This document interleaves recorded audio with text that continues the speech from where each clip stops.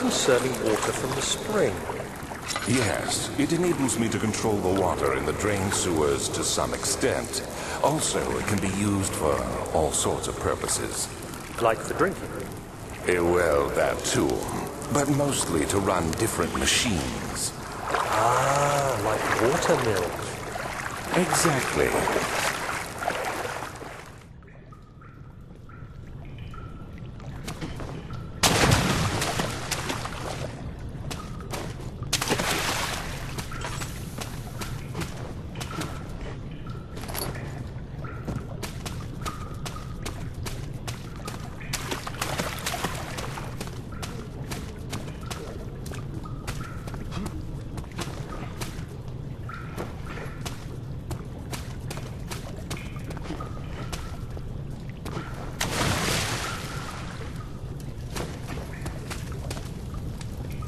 7th of August, 1839.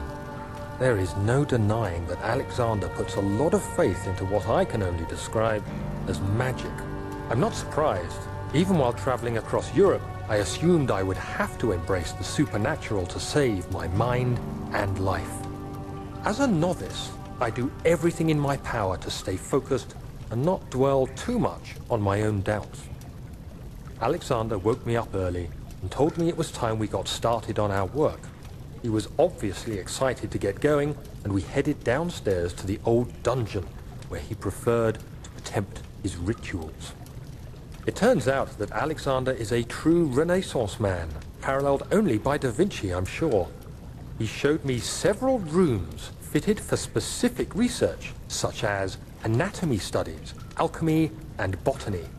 The crown of Brennenburg must be the inner sanctum, a most hallowed ground where we shall attempt to permanently banish the orb's shadow.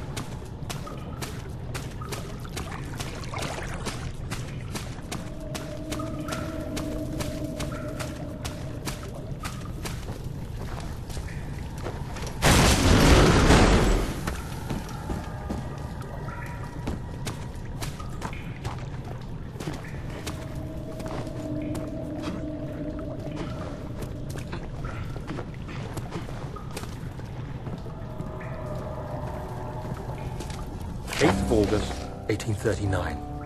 I could never be certain until today that I was on the right path.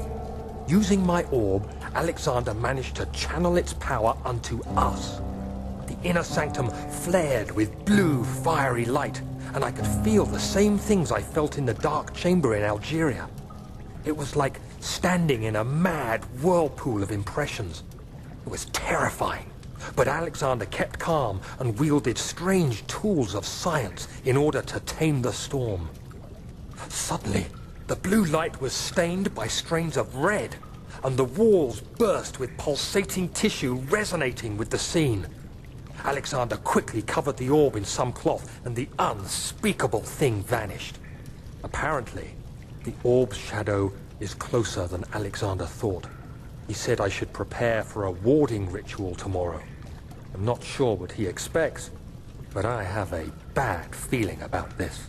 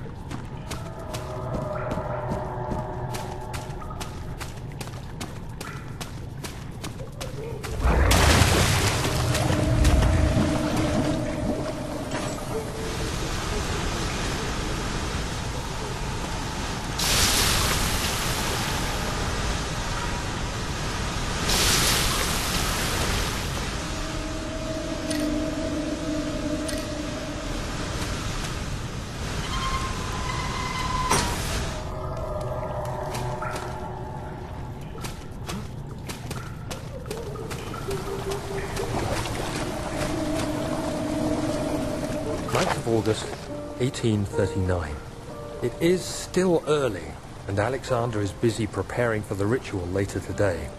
Seeing him this worked up makes me question why. What does he stand to gain? I realize he is curious about it all, but surely there must be more. Is he so foolish he will attempt to tame the power of the orb?